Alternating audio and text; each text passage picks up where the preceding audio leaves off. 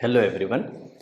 तो ये जो लेक्चर सीरीज़ है ये नॉर्मल लेक्चर सीरीज़ जैसा नहीं है। इसमें हम थोड़ा सा ऑफ द टॉपिक जाएंगे। ऑफ द टॉपिक जाने का मतलब ये है कि हम 11th के कुछ स्पेशल टॉपिक्स को कवर करेंगे और उन टॉपिक्स को हम रिवाइज करेंगे। तो इस लेक्चर का सीरीज़ का मैंने नाम रखा है रिवीजन सीरीज़, जिसमें हम पर्टिकुलरली एक एक टॉपिक को धीरे धीरे करके रिवाइज करेंगे। उन पे छोटे छोटे वीडियोस या 2-3 क्वेश्चंस लेकर उन कॉन्सेप्ट्स को रिवाइज करेंगे जो उसके सराउंडिंग में रिवॉल्व करते हैं। ठीक है, तो उसी सीरीज़ की स्टार्ट में जो आज मैंने एक टॉपिक पिक किया है वो है odd electron species. Chemical bonding का एक टॉपिक है।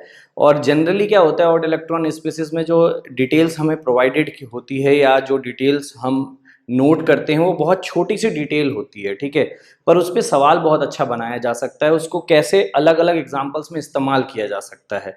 ठीक है, तो अगर मैं ऑड इलेक्ट्रॉन स्पीसीज के बारे में बात करना शुरू करूं, कुछ मैंने सवाल बनाए हैं जो आपको इसी वीडियो के डिस्क्रिप्शन में मिल जाएंगे। आप वहां पर जो लिंक प्रोवाइडेड है आप उस पर क्लिक करके उसकी PDF डाउनलोड कर सकते हैं, खुद भी ट्राई कर सकते हैं।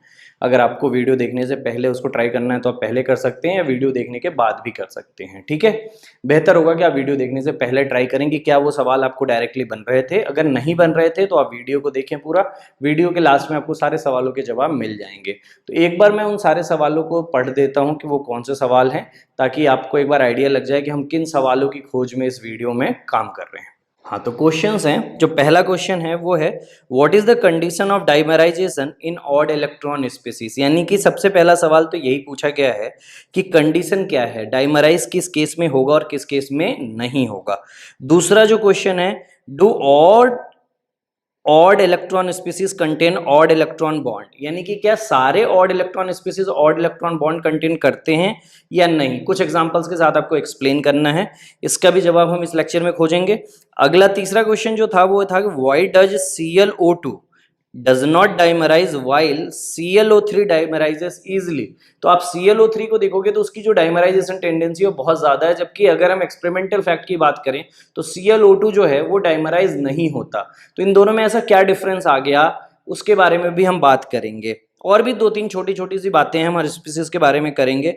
साथ ही चौथा का सवाल है explain the structure of NO and O2 minus. तो आपसे स्ट्रक्चर पूछी गई है NO की और O2 माइनस की। ठीक है, इस स्ट्रक्चर में कुछ खास बातें हैं जो हम BBT से भी सॉल्व कर सकते हैं, MOT से भी सॉल्व कर सकते हैं। MOT आपको ज्यादा आइडिया देता है, BBT आपको कम आइडिया देता है उसके बारे में।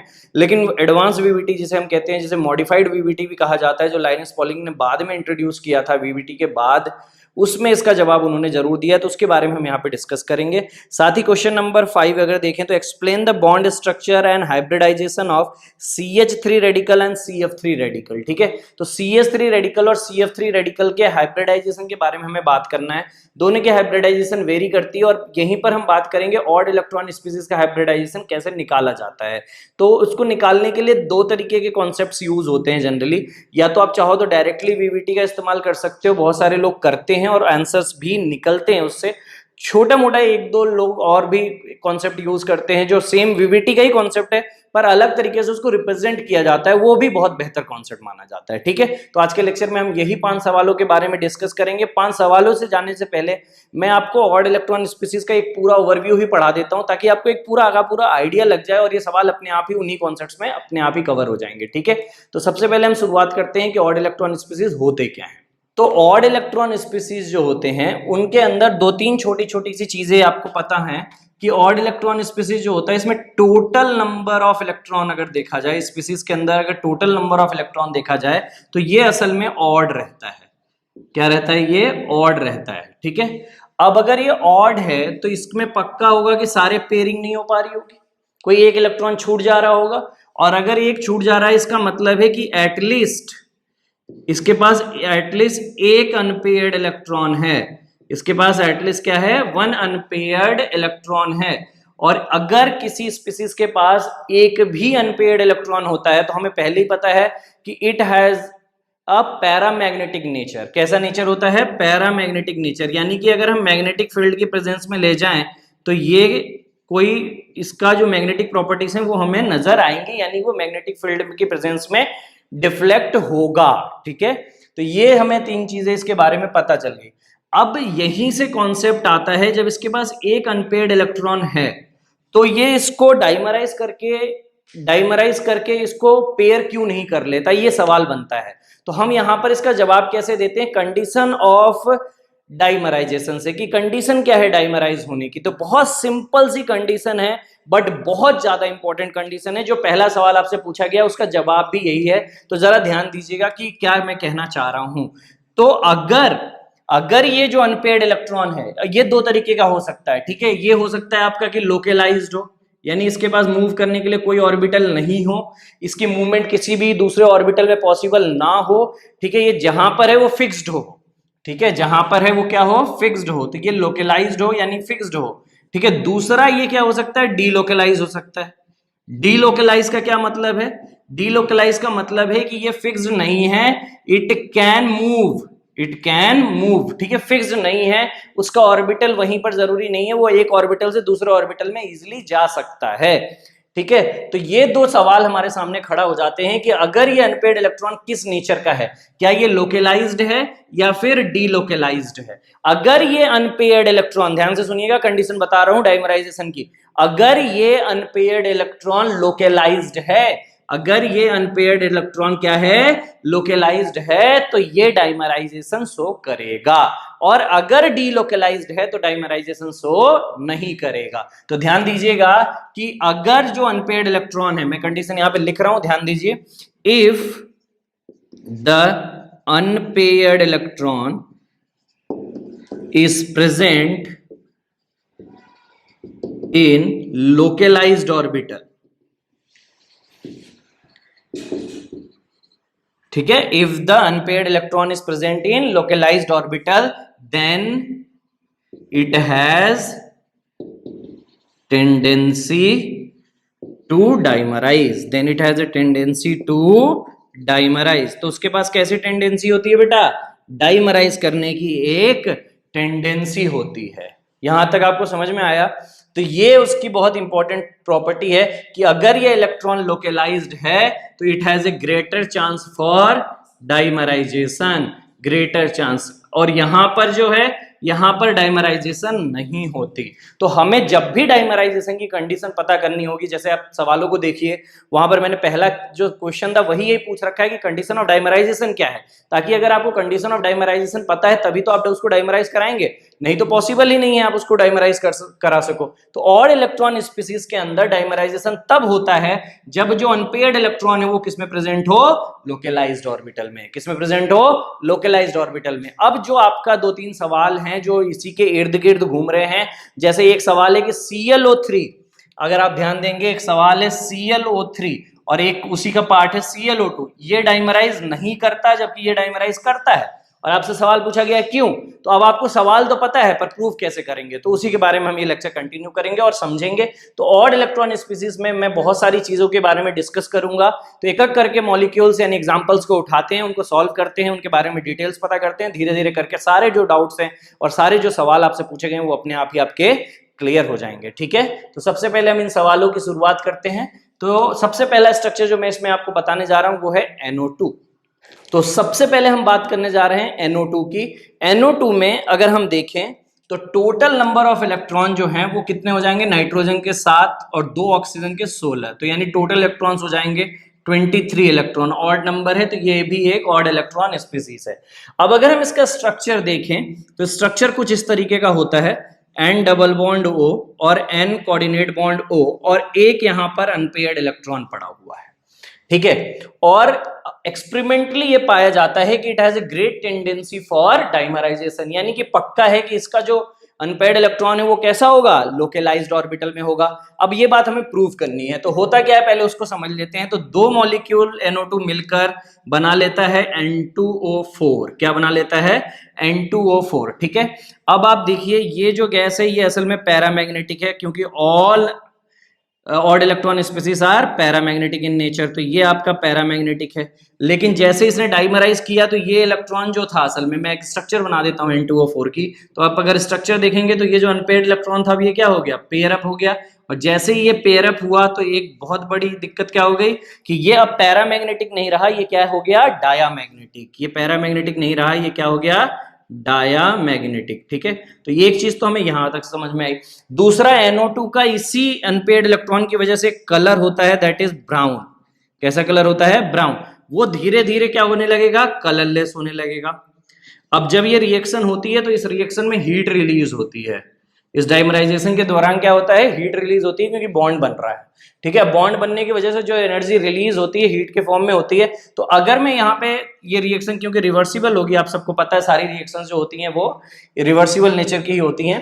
तो अगर आप इनको ध्यान देंगे जरा और ध्यान से सोचेंगे, और मैं इसमें ली चैटलियर प्रिंसिपल लगाऊं, तो क्या होगा? तो उसको ध्यान से देखिए।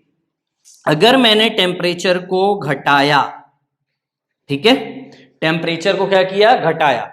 अब हम या तो हम पहले केस ले लेते हैं बढ़ाने का, फिर हम घटाने का ले लेंगे। तो अगर हमने टेम्परेचर बढ़ाया, टेम्परेचर बढ़ाने का मतलब क्या हुआ? हीट बढ़ रहा है। और अगर हीट बढ़ रहा है तो उसको कम करने के लिए रिएक्शन किधर जाएगी? बैकवर्ड डायरेक्शन में। तो यहां पर रिएक्शन मूव्स बैकवर्ड वाली कंडीशन आ जाएगी।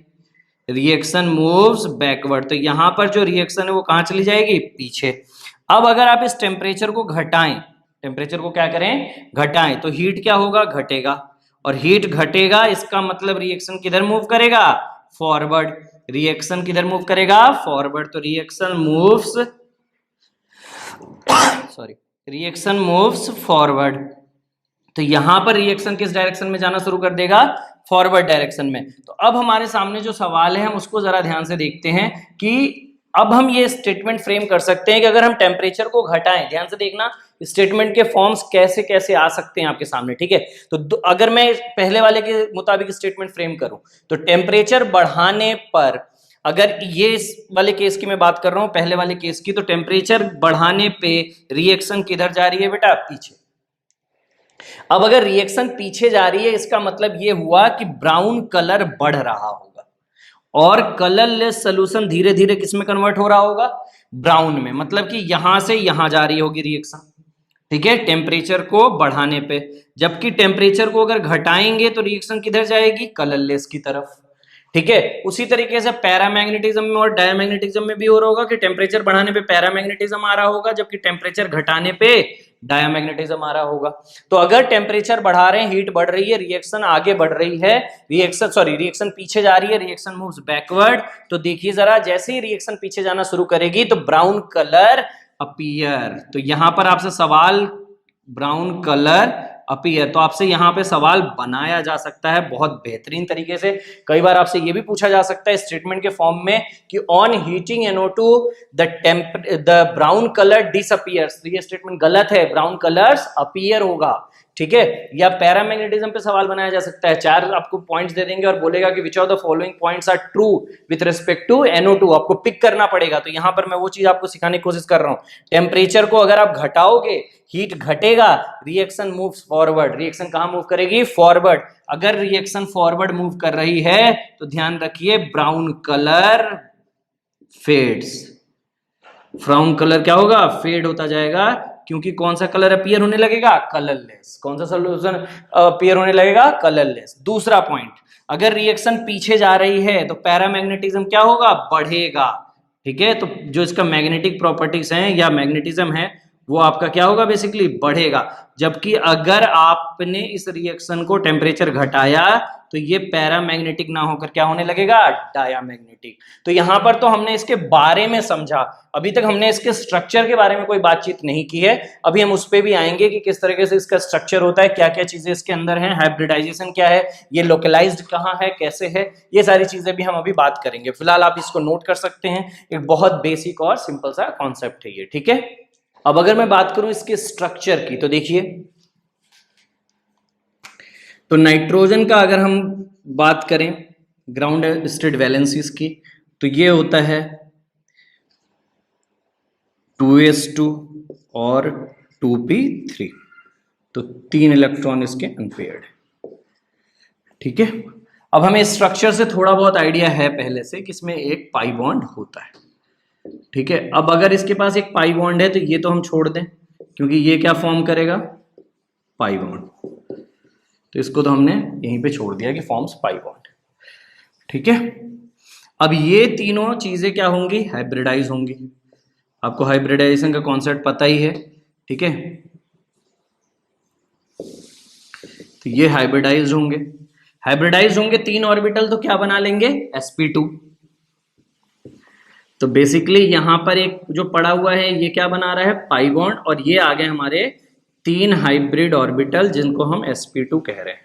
तो इसके एक में तो पूरा का पूरा लोन पेयर है और एक में आपका सिंगल अनपेयर्ड इलेक्ट्रॉन है और दूसरे में भी आपका क्या है, सिंगल अनपेयर्ड इलेक्ट्रॉन है। ठीक है, ये वाला जो है ये क्या फॉर्म करेगा, कोऑर्डिनेट बॉन्ड। क्या फॉर्म कर लेगा, कोऑर्डिनेट बॉन्ड। बहुत सिंपल सा कॉन्सेप्ट है, देखते जाइए, क्योंकि कोऑर्डिनेट बॉन्ड में पूरा का पूरा इलेक्ट्रॉन पेयर शेयर होता है, आपको पता होगा ये बात। ठीक है, दूसरा वाला जो ये वाला साइड वाला है और ये है जो मान लेते हैं, कोई भी ले लो, इनमें से कोई फर्क नहीं पड़ता, क्यों हाइब्रिड ऑर्बिटल्स और ऑफ सेम एनर्जी। ठीक है, क्लैरिटी के लिए मैं वो ले रहा था, पर ये भी ले सकते हैं। ये वाला हमारा सिग्मा बॉन्ड बनाने काम आ जाएगा। ठीक है, ये वाला जो सिग्मा है और ये जो पाई है, पाई इसने बना लिया और सिग्मा इसने बना लिया। अब जो ये बच गया यही तो नॉन बॉन्डिंग इलेक्ट्रॉन है। अरे यही तो है नॉन बॉन्डिंग इलेक्ट्रॉन, जिसे हम क्या कह रहे हैं, अनपेयर्ड इलेक्ट्रॉन। यही तो है वो नॉन बॉन्डिंग इलेक्ट्रॉन जिसे हम क्या कह रहे हैं, अनपेयर्ड इलेक्ट्रॉन। अब आप देखो, क्या ये अनपेयर्ड इलेक्ट्रॉन कहीं भी मूव कर सकता है, नहीं, कहीं नहीं जा सकता, क्योंकि इसके बगल में और कोई खाली ऑर्बिटल नहीं पड़ा है।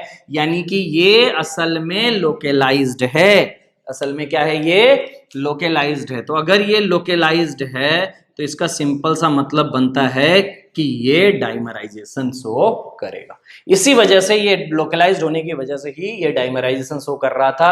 और इसकी जो हाइब्रिडाइजेशन आई इस स्ट्रक्चर की, क्या आई, sp2।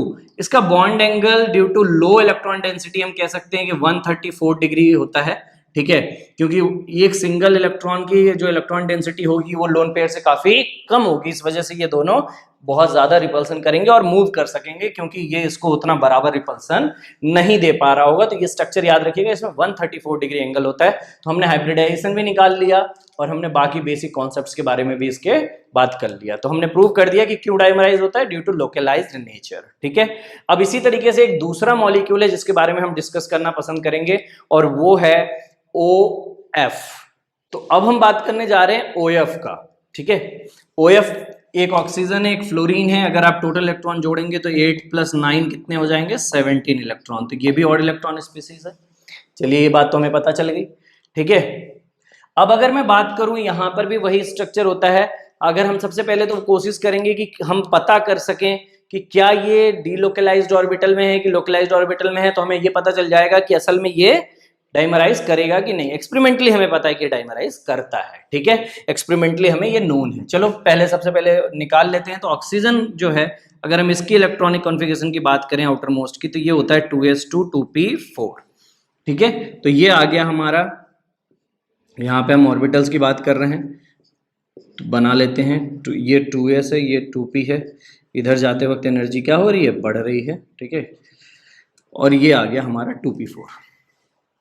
अब अगर आप ध्यान से देखेंगे तो यहां पर आपको चीजें समझ में आएंगी कि इन दोनों के बीच में क्या प्रेजेंट होगा, एक सिग्मा बॉन्ड। ठीक है, तो ये हमारा जो है ये किस में चला जाएगा, सिग्मा बॉन्ड बनाने में।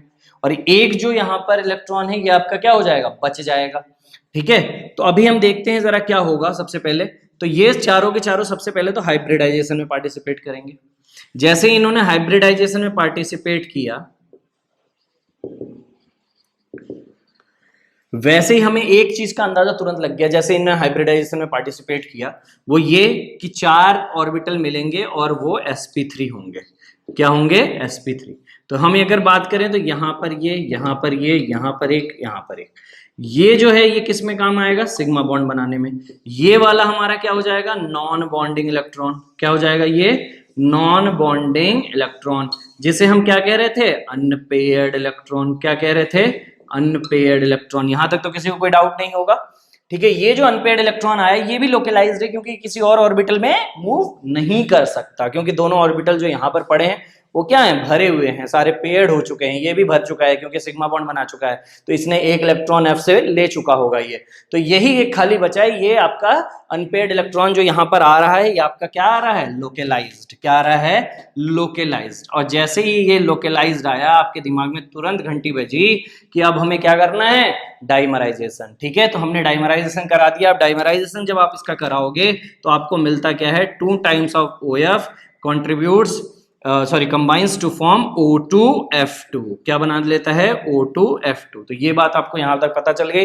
अब एक छोटा सा मैं इसके स्ट्रक्चर पे बनाता हूं। तो स्ट्रक्चर हमें पता है sp3 है, ठीक है। तो sp3 के बेसिस पे हम इसका स्ट्रक्चर बनाएंगे। तो अगर आप sp3 के बेसिस पे इसका स्ट्रक्चर ड्रॉ करते हो तो स्ट्रक्चर कुछ ऐसा आता है। ऑक्सीजन है यहाँ पर, ये इसने फ्लोरीन से बॉन्ड बना रखा है, ठीक है। यहाँ पर एक पूरा का पूरा इसके पास लोन पेयर पड़ा है, यहाँ पर भी इसके पास एक पूरा का पूरा लोन पेयर पड़ा है, और यहाँ पर उसके पास एक अनपेयर्ड इलेक्ट्रॉन पड़ा है। तो कुछ इस तरह की स्ट्रक्चर आएगी इसकी, अगर सिंगल मॉलिक्यूल की बात करें तो। और अगर हम डबल वाले की बात करें तो जो डबल वाले का स्ट्रक्चर आता है वो ओपन बुक लाइक स्ट्रक्चर आता है। कैसा स्ट्रक्चर आता है? Open book like structure. तो ये O है, ये O है, इधर पे फ्लोरीन होता है और एक फ्लोरीन इधर होता है। ये जो सिंगल इलेक्ट्रॉन थे इन्होंने डाइमराइज कर लिया है, ठीक है। यहाँ पर देखो ये डाइमराइज हो गए, और अभी भी इसके पास 2 लोन पेयर्स मौजूद हैं कुछ इस तरीके से।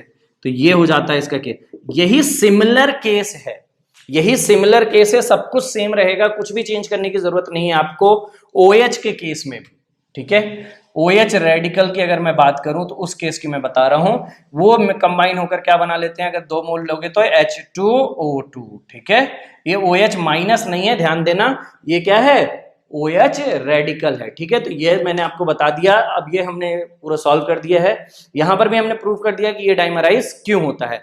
अब हम जो नेक्स्ट वाला एग्जांपल लेंगे वो बहुत इंपॉर्टेंट है। तो वो हम लेने वाले हैं ClO3 और ClO2 के बीच में मैं आपको पूरा का पूरा रिजल्ट बताऊंगा कि उनके बीच में किस तरीके के चेंजेस आते हैं।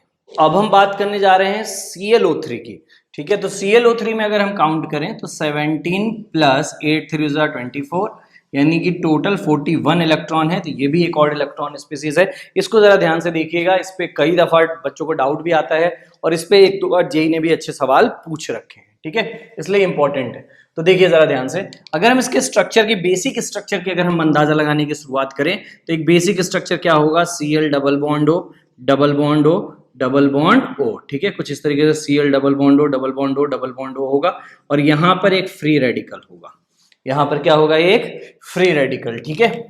अब अगर मैं क्लोरीन की इलेक्ट्रॉनिक कॉन्फ़िगरेशन की बात करूं तो मुझे पता है कि क्लोरीन का जो इलेक्ट्रॉनिक कॉन्फ़िगरेशन होता है वो होता है 3s2 3p5 आउटर मोस्ट की, ठीक है। ये क्लोरीन जो है ये ग्राउंड स्टेट में होता है, ठीक है। अब मान लेते हैं कि इसका इंटरनल एक्साइटेशन हो जाता है, ठीक है, जिसको एक्सपेंडेड वैलेंशियल फिनोमेना भी कहा जाता है। तो हमने यहां पर इसका क्या कर दिया, इंटरनल एक्साइटेशन। अब जैसे इसका इंटरनल एक्साइटेशन किया तो अब हमारे पास क्या होगा, देखिए जरा ध्यान से केसेस, इसको ये देखते रहना, इंपॉर्टेंट है ये वाला केस। यहां पर एक इलेक्ट्रॉन होगा, क्योंकि हमें 7 चाहिए तो हमने 7 को अनपेयर कर दिया है टोटल। जो इसकी परमिसिबल वैलेंसीज होती हैं क्लोरीन की आपको पता होगा 1, 3, 5 और 7 होती हैं, ठीक है। तो यहां पर तक हम पहुंच गए। अब इसके पास देखो 3 पाई बॉन्ड है, ठीक है, और हमें यह भी पता है कि d ऑर्बिटल कभी भी सिग्मा बॉन्ड नहीं बना सकते। तो हमें उनको मजबूरन किसमें क्या बनाना पड़ेगा, पाई बॉन्ड। तो हमने ये बना दिए, तीनों से पाई बॉन्ड बना लिया, इन तीनों ने क्या बना लिया, पाई बॉन्ड। तो अगर इन तीनों ने पाई बॉन्ड बना लिया तो हाइब्रिडाइज होने के लिए यही 4 तो बचे, हाइब्रिडाइज होने के लिए यही 4 तो बचे। तो अब इनका हाइब्रिडाइजेशन करा देते हैं।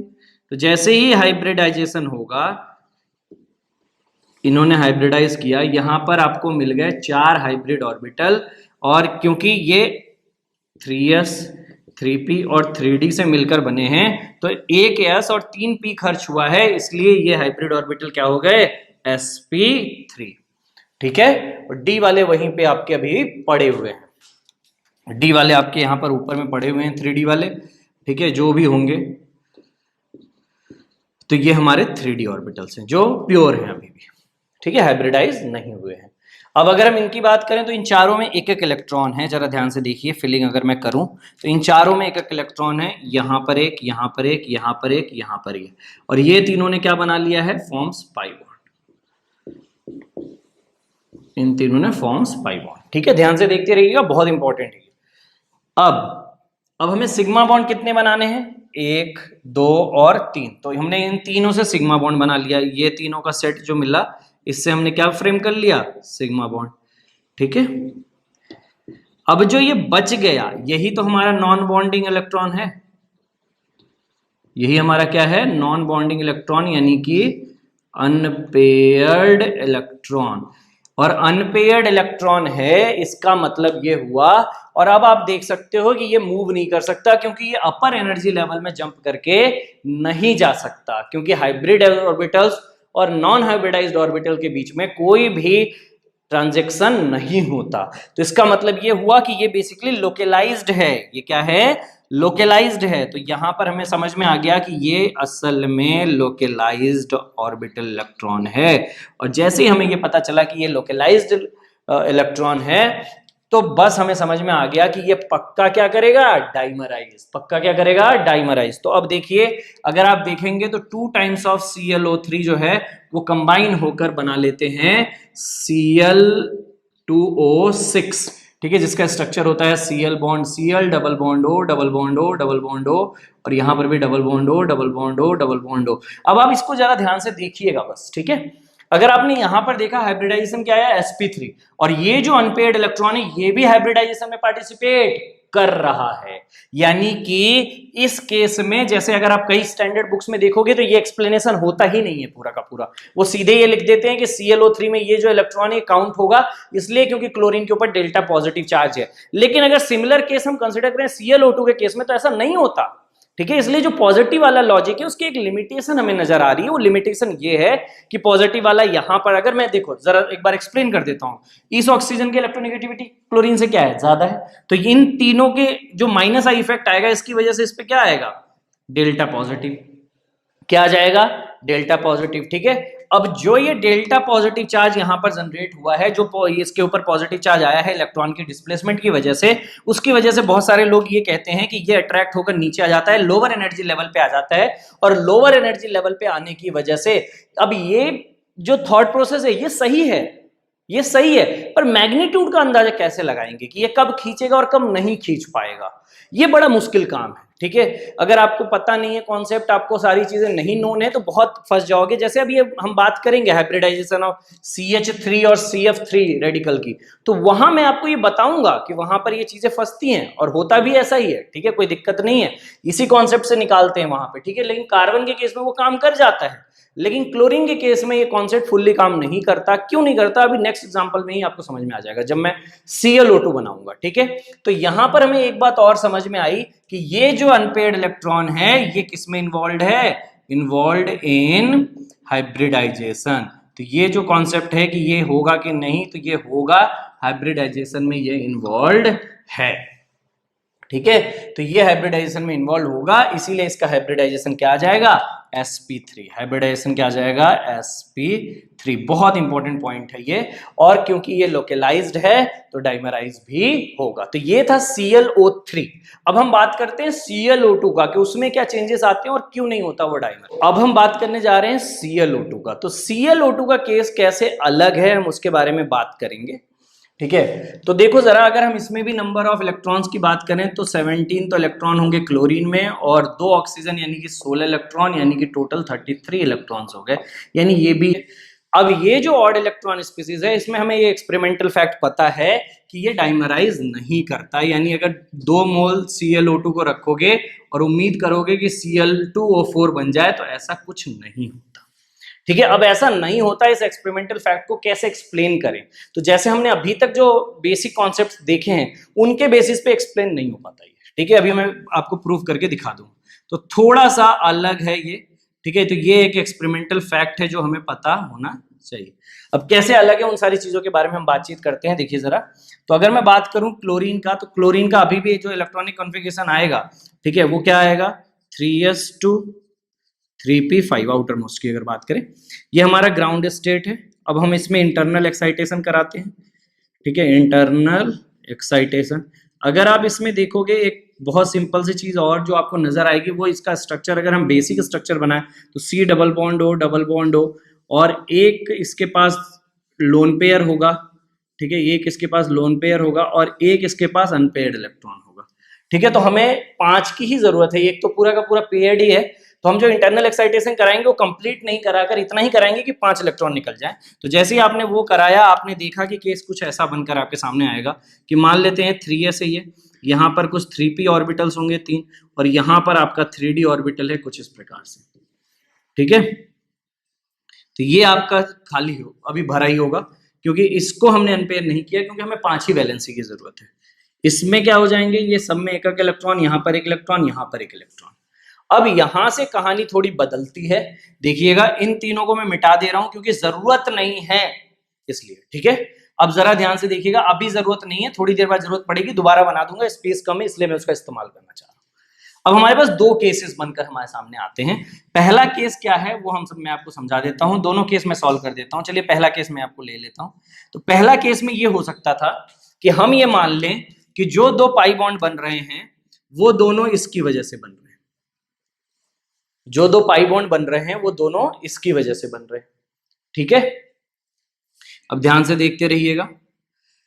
अब अगर दोनों पाई बॉन्ड इसकी वजह से बन रहे हैं तो ये चारों ऑर्बिटल कंबाइन होकर क्या बना लेंगे, sp3, 4 sp3 ऑर्बिटल्स बना लेंगे, जिसमें एक ऑर्बिटल में 2 इलेक्ट्रॉन होंगे, बाकी में एक इलेक्ट्रॉन होंगे, ठीक है।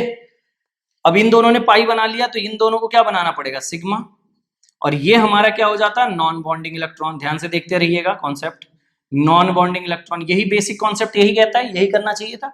लेकिन जैसे ये नॉन बॉन्डिंग इलेक्ट्रॉन यानी अनपेयर्ड इलेक्ट्रॉन पे हमारी नजर पड़ी, हमारा ध्यान ये गया कि यार ये तो लोकलाइज्ड है।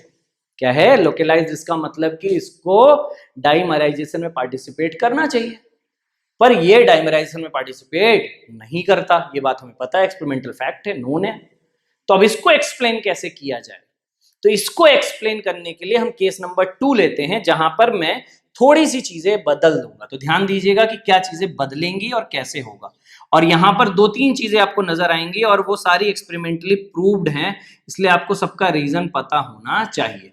अब ध्यान दीजिएगा, क्या पहली चीज क्या इसमें जो प्रूव्ड की गई वो ये कि एक तो मैं रेड पेन से ही बना देता हूं, एक तो ये और दूसरा ये दोनों पाई बॉन्ड बनाएंगे।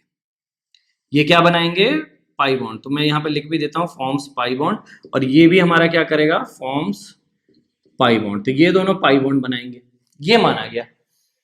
अब बचे हुए कौन से 3 ऑर्बिटल मिक्स हो सकते थे, यही तीनों, ठीक है, क्योंकि डी की एनर्जी लेवल तो बहुत ऊपर होगी, वो हाइब्रिडाइजेशन में पार्टिसिपेट नहीं करेगा, ठीक है। लोअर, आपको पता है कि हाइब्रिडाइजेशन उन्हीं ऑर्बिटल्स के बीच में होता है जिनमें क्या हो कि आपका जो एनर्जी है गैप है वो क्या हो, वाइबल हो, एनर्जी गैप जो है वो कम हो, बहुत ज्यादा एनर्जी गैप ना हो, नहीं तो हाइब्रिडाइजेशन नहीं हो पाती। तो ये जो यहाँ पर आपको चीज दिख रहा है, ये तीनों हाइब्रिडाइज होंगे। क्या होंगे, ये हाइब्रिडाइज। अब जैसे ही हाइब्रिडाइज हो रहे हैं, आप जरा ध्यान देना कि आपकी हाइब्रिडाइजेशन चेंज होकर sp2 हो गई है। क्या हो गई है, sp2, ठीक है। अभी सारे केसेस में बताता चला जा रहा हूं, आप देखते चलिए। अब sp2 हाइब्रिडाइजेशन आ रही है, और जो अनपेयर्ड इलेक्ट्रॉन है, जो ये नॉन बॉन्डिंग इलेक्ट्रॉन है, जो हम कह रहे हैं अनपेयर्ड इलेक्ट्रॉन जिसे हम बता रहे हैं, ये नॉन बॉन्डिंग और अनपेयर्ड इलेक्ट्रॉन जो है, इसने पार्टिसिपेट ही नहीं किया हाइब्रिडाइजेशन में। यानी कि ये वाला जो इलेक्ट्रॉन था, जो पिछले केस में अगर आपको याद हो ClO3 के केस में, तो हाइब्रिडाइजेशन में पार्टिसिपेट कर रहा था, वो अब हाइब्रिडाइजेशन में पार्टिसिपेट नहीं कर रहा है। तो ध्यान रखिएगा, ये बहुत इंपॉर्टेंट बात हमें यहां पर पता चली कि do not participates in hybridisation, और एक्सपेरिमेंटली प्रूव्ड है, do not participate in hybridisation. तो ये हाइब्रिडाइजेशन में पार्टिसिपेट नहीं करता, ठीक है। अगर ये हाइब्रिडाइजेशन में पार्टिसिपेट नहीं करता तो इसकी हाइब्रिडाइजेशन आप देख सकते हो sp2 रहेगी। क्या रहेगी, sp2 रहेगी। तो इसकी जो हाइब्रिडाइजेशन एक्सपेरिमेंटली आती है वो sp2 होती है। क्या होती है, sp2, ठीक है। तो अब हमें 2-3 बातें समझ में आ गई। अब हमारा जो सबसे मेजर कॉन्सेप्ट था कि क्या ये बिल्कुल डीलोकलाइज्ड है। देखिए, ये यहां पर भी मूव कर सकता है, ये यहां पर भी मूव कर सकता है, और ये यहां पर भी मूव कर सकता है। मतलब ये जो नॉन बॉन्डिंग इलेक्ट्रॉन है, ये लोकलाइज्ड नहीं है, ये डीलोकलाइज्ड है। क्या है, डीलोकलाइज्ड, और इसी वजह से डू नॉट डाइमराइज, ये डाइमराइज नहीं करता। तो देखिए, हमने सडनली ऑल ऑफ सडन वो फैक्ट हमने प्रूव कर दिया जो अभी तक हम नहीं कर पा रहे थे, वो था एक्सपेरिमेंटल फैक्ट जो हमें पता है कि ये डाइमराइज नहीं करता। तो मैं मैं ClO2 को एक बार दोबारा रिपीट कर देता हूं, ClO2 के कॉन्सेप्ट को आपको बता देता हूं। तो ClO2 जो है, इसमें हमने जब इंटरनल एक्साइटेशन कराया तो हमने ये माना कि डी वाले में से एक ही पाई बॉन्ड बनाता है और बाकी एक पाई बॉन्ड पी से बनता है, क्योंकि ये हमें एक्सपेरिमेंटली नोन है कि ये डाइमराइज नहीं करता और हाइब्रिडाइजेशन भी क्या आती है इसकी sp2, और ये तभी पॉसिबल है जब ये वाला केस लिया जाए। ठीक है, तो इसमें हमने इन तीनों को हाइब्रिडाइज करा दिया, 3 ऑर्बिटल्स बना लिए, यहाँ पर डबल इलेक्ट्रॉन आया, यहाँ एक, और अब आप देखोगे कि जो अनपेड इलेक्ट्रॉन है, जो नॉन बॉन्डिंग इलेक्ट्रॉन है, वो असल में डीलोकलाइज्ड है, क्योंकि वो इन ऑर्बिटल्स में मूव कर सकता है और इसी वजह से वो डाइमराइज नहीं करता, जबकि ClO3 डाइमराइज कर रहा था। तो ये मैंने आपको उस सवाल का भी जवाब दे दिया जहां मैंने आपसे क्वेश्चन फ्रेम करके पूछा था कि ClO2 डाइमराइज नहीं होता जबकि ClO3 आसानी से डाइमराइज क्यों हो जाता है। ठीक है, तो अब हम बात करेंगे, एक और हमारा सवाल बच गया है, 2 स्ट्रक्चर्स के बारे में हमने बात की है, आपको अगर याद हो, एक तो CS3 रेडिकल और CF3 रेडिकल के बारे में हमने बात किया था, और दूसरा हमने बात किया था किस प्रकार से NO और O2 माइनस के स्ट्रक्चर के बारे में हमें बात करनी है। ठीक है, तो हम उन पे आते हैं। तो सबसे पहले हम बात करते हैं NO और O2 माइनस के स्ट्रक्चर के बारे में। तो अब हम बात करने जा रहे हैं NO और O2 माइनस का। तो एक बहुत सिंपल सी बात मैं आपको यहाँ पे बताना चाहूंगा, पहले तो वो समझ लीजिए आप कि ये दोनों जो कंपाउंड्स हैं इनके बारे में जब हम बात कर रहे हैं, यहाँ पर एक नया कॉन्सेप्ट इंट्रोड्यूस हो जाता है। ठीक है, और वो कॉन्सेप्ट क्या है? ऑड इलेक्ट्रॉन बॉन्ड्स का। ठीक है, ऑड इलेक्ट्रॉन बॉन्ड्स का, जो अभी तक बाकी ऑड इलेक्ट्रॉन स्पीसीज में नहीं आया था, मतलब कि ये स्पेसिफिक है, ये सब में नहीं पाया जाता। ये याद रखिएगा, एक सवाल ये भी था आपके क्वेश्चन में उसमें कि क्या सारे odd electron species odd electron bond contain करते हैं? तो आंसर है नहीं, ऐसा नहीं होता। ठीक है, तो अब हम बात करेंगे कि क्या हो रहा है इस केस में, क्या चेंजेस है इन केसेस में, कैसे कैसे हम इनको स्टडी करना चाह रहे हैं।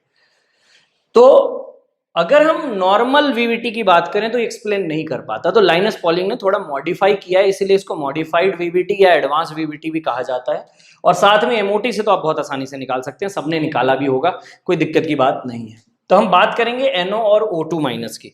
तो ऐसा माना जाता है कि अगर हम इसके स्ट्रक्चर की, पॉसिबल स्ट्रक्चर अगर नॉर्मली बात करें तो NO इस तरीके से आएगा, इसके पास एक क्या बच जाएगा? इलेक्ट्रॉन, और इसके पास एक लोन पेयर। ठीक है, तो ये जो इलेक्ट्रॉन बच गया है इसी को तो हम ऑड इलेक्ट्रॉन कह रहे हैं, इसी को तो हम अनपेड इलेक्ट्रॉन कह रहे हैं। ठीक है, तो अगर ऐसा होता, ठीक है, और हमें पता है ये लोकलाइज्ड होगा, डीलोकलाइज्ड नहीं होगा, पक्का लोकलाइज्ड है, क्योंकि ऑर्बिटल ही नहीं भाई साहब, उसके पास जितने ऑर्बिटल हैं वो सारे यूज हो गए। ठीक है, तो डीलोकलाइज होने का कोई चांस ही नहीं है, तो लोकलाइज्ड है। अब अगर ये लोकलाइज्ड है तो इसको 2 कंबाइन होकर इसको क्या बना लेना चाहिए था? N2O2, बट हमें पता है ये ऐसा कुछ नहीं होता, ये केस नहीं पाया जाता है, एक्सपेरिमेंटली नोन है। ठीक है, दूसरी अगर बात करूं O2 माइनस का, तो ये भी डाइमराइज नहीं होता। अब अगर इस फैक्ट को एक्सप्लेन करना है तो हमें ऑड इलेक्ट्रॉन बॉन्ड्स का सहारा लेना पड़ता है, और वो क्या कॉन्सेप्ट है जरा समझिएगा। तो ऐसा माना जाता है कि अगर हम N डबल बॉन्ड O की बात करें, अब इसके पास एक इधर लोन पेयर पड़ा हुआ है, ठीक है, अब इसके पास एक ऑड इलेक्ट्रॉन बचा हुआ है, वो ये मानते हैं कि ये ऑड इलेक्ट्रॉन असल इसमें पार्टिसिपेट कर जाता है। अगर मैं इसमें पहले से देखूं तो 2 इलेक्ट्रॉन है, अगर मैं इसमें पहले से देखूं तो इसमें क्या है? 2 इलेक्ट्रॉन है, एक ऑक्सीजन की तरफ से आया हुआ और एक नाइट्रोजन की तरफ से आया हुआ जो नॉर्मल बॉन्ड बना रहा है, और एक इलेक्ट्रॉन और आ गया। तो अब जो इसकी मॉडिफाइड स्ट्रक्चर मुझे कुछ नजर आने वाली है वो कुछ ऐसी नजर आने वाली है कि N और O के बीच में अगर मैं बात करूं तो एक बॉन्ड तो नॉर्मल बॉन्ड होगा जहां एक इलेक्ट्रॉन ऑक्सीजन से और एक इलेक्ट्रॉन नाइट्रोजन से आया होगा, जबकि एक बॉन्ड अगर मैं बात करूं तो एक बॉन्ड ऐसा होगा जहां पर एक इलेक्ट्रॉन नाइट्रोजन से आया, फिर एक इलेक्ट्रॉन नाइट्रोजन से ही आया होगा, और एक इलेक्ट्रॉन कहां से आया होगा? ऑक्सीजन से। ठीक है, तो ये जो बॉन्ड है, ये जो बॉन्ड आपको यहां पे नजर आ रहा है, ऐसे बॉन्ड को हम बोलते हैं ऑड इलेक्ट्रॉन बॉन्ड। क्यों बोला जाता है आप समझिएगा, इनमें नंबर ऑफ टोटल इलेक्ट्रॉन जो है वो ऑड है, 3 है। ठीक है, इसी को बोला जाता है 2 सेंटर 3 इलेक्ट्रॉन बॉन्ड। क्या बोला जाता है इसको? 2 सेंटर 3 इलेक्ट्रॉन बॉन्ड। ठीक है, और ये जो आपको दिख रहा है नीचे वाला, ये नॉर्मली क्या बोला जाता है? 2 सेंटर 2 इलेक्ट्रॉन बॉन्ड। तो असल में अगर हम दोनों को कंबाइन कर दें तो यहाँ पर कंप्लीटली इसको कहा जाता है 2 सेंटर 5 इलेक्ट्रॉन बॉन्ड। दोनों को कंबाइन करके ये कहा जा सकता है। तो ये NO का स्ट्रक्चर हुआ। इसी वजह से ये माना भी जाता है कि, और एमओटी में हमने प्रूव भी किया है कि इसका जो बॉन्ड ऑर्डर होता है वो 2.5 होता है। ठीक है, बॉन्ड ऑर्डर कितना होता है? 2.5। ठीक है, तो यहां तक हमने ये बात प्रूव कर दी। इसी तरह का कुछ स्ट्रक्चर O2 माइनस का होता है। अब इसमें जरा देखिए ध्यान से, अगर हम बात करें O2 माइनस का, तो इसका स्ट्रक्चर हमारे पास जो एक लौता ऑप्शन बचता है वो यही है कि O बॉन्ड O, जहां एक इलेक्ट्रॉन O से आया, एक इलेक्ट्रॉन फिर O से आया। अब जिस भी ऑक्सीजन के ऊपर माइनस है, ठीक है, जिस भी ऑक्सीजन के ऊपर माइनस है वो तो सेटिस्फाइड होगा, लेकिन जिसके ऊपर माइनस नहीं है उसके पास एक अनपेयर्ड इलेक्ट्रॉन पड़ा होगा। ठीक है, अब उस अनपेयर्ड इलेक्ट्रॉन को ये क्या करे, उसके पास ये सवाल है कि उस अनपेयर्ड इलेक्ट्रॉन का वो क्या करे। तो अगर मैं यहाँ पे बात करूं तो इसके पास 2 इलेक्ट्रॉन है, इधर भी 2 इलेक्ट्रॉन है, इधर भी 2 इलेक्ट्रॉन है, पर ये अनपेयर्ड इलेक्ट्रॉन जो आपको यहाँ पे नजर आ रहा है उसका क्या करे, तो ये असल में इस बॉन्ड में आ जाता है। और जैसे ही वो इस बॉन्ड में आता है, ये जो बॉन्ड आपको यहाँ पर दिख रहा है ये कैसा हो जाता है, ऑड इलेक्ट्रॉन बॉन्ड। ठीक है, ऑड इलेक्ट्रॉन बॉन्ड किस टाइप का है, ये 2 सेंटर 3 इलेक्ट्रॉन बॉन्ड। ठीक है, तो ये इसका स्ट्रक्चर है। हाइब्रिडाइजेशन में कोई चेंज नहीं होगा, बाकी चीजें कुछ भी चेंज नहीं होंगी। ठीक है, जो हाँ प्रॉपर्टी थोड़ी बदल जाएगी, वही जो जैसी बॉन्ड्स की स्ट्रेंथ थोड़ी बढ़ जाएगी क्योंकि एक्स्ट्रा इलेक्ट्रॉन इन्वॉल्व है।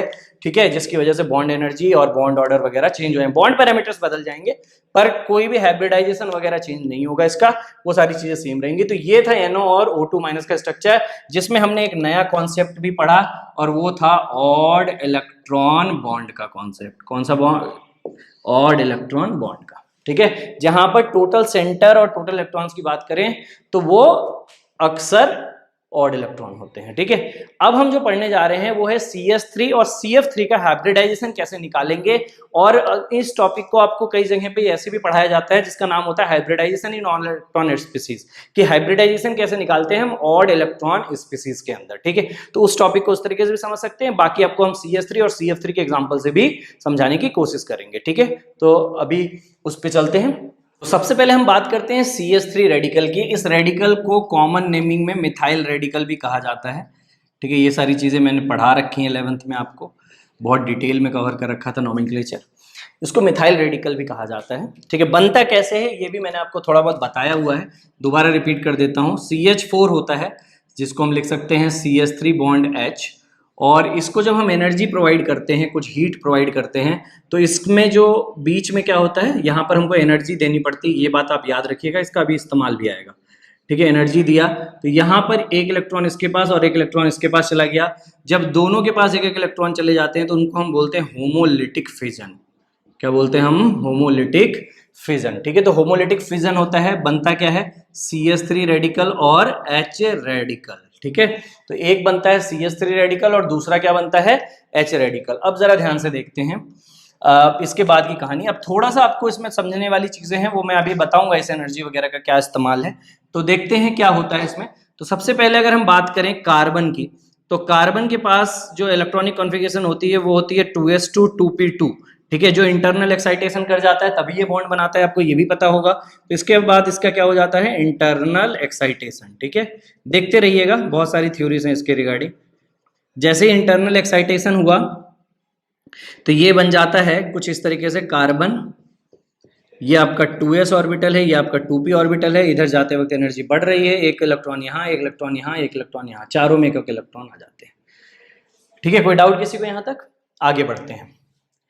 तो इसके बाद फिर क्या होता है, बॉन्ड बनाना शुरू किया, बॉन्ड बनाया और फिर हमने बॉन्ड तोड़ा भी। तो उस केस में क्या होगा, ये जो इलेक्ट्रॉन है वो जंप करके ऊपर चला जाएगा, क्योंकि जो एनर्जी आपने प्रोवाइड की वो कहीं तो जाएगी, वो एनर्जी कहीं तो डिसिपेट होगी। तो वो असल में इस ऑर्बिटल में जहां से बॉन्ड टूटा है उसको गेन हो जाएगी, यानी इस इलेक्ट्रॉन के पास चली जाएगी जो अनपेयर्ड है। ठीक है, तो आपको जो अब नजर आएगा after homolytic fission,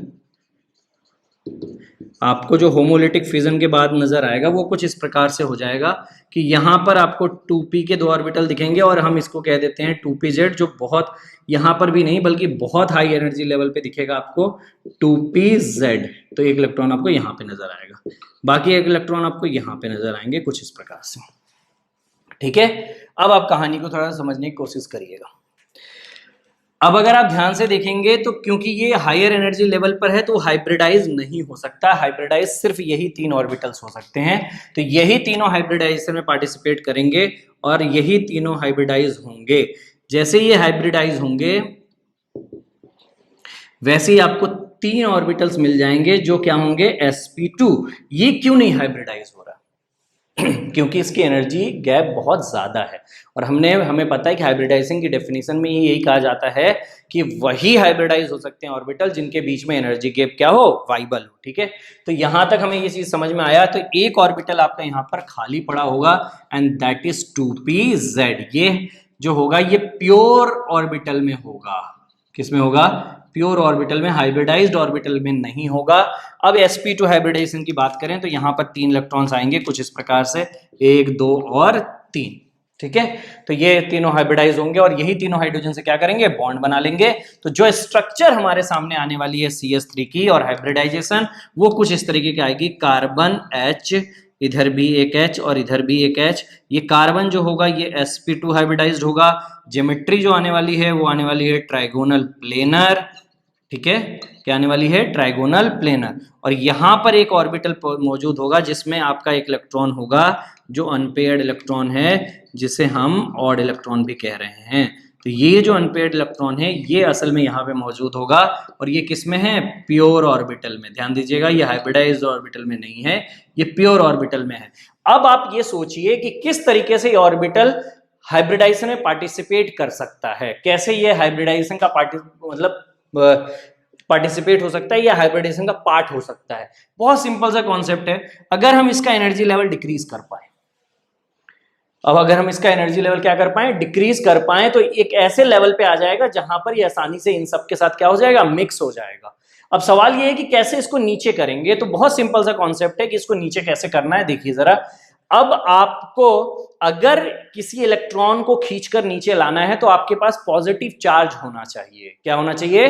positive charge. यानी कि अगर सेंट्रल एटम पे किसी भी तरीके से हम पॉजिटिव चार्ज जनरेट कर लेते हैं, यानी इस कार्बन पे किसी भी हाल में अगर पॉजिटिव चार्ज आ जाता है तो ये नीचे आ जाएगा, और नीचे आ जाएगा तो वो हाइब्रिडाइजेशन में क्या करेगा, पार्टिसिपेट कर जाएगा। वही है आपका नेक्स्ट केस CF3 रेडिकल। यहां पर क्यों नहीं इसके ऊपर पॉजिटिव चार्ज क्रिएट हो रहा है? क्योंकि अगर हम इसकी इलेक्ट्रोनेगेटिविटी की बात करें तो 2.1 होता है, जबकि अगर हम इसकी इलेक्ट्रोनेगेटिविटी की बात करें कार्बन की, तो इसकी इलेक्ट्रोनेगेटिविटी कितनी होती है? 2.5।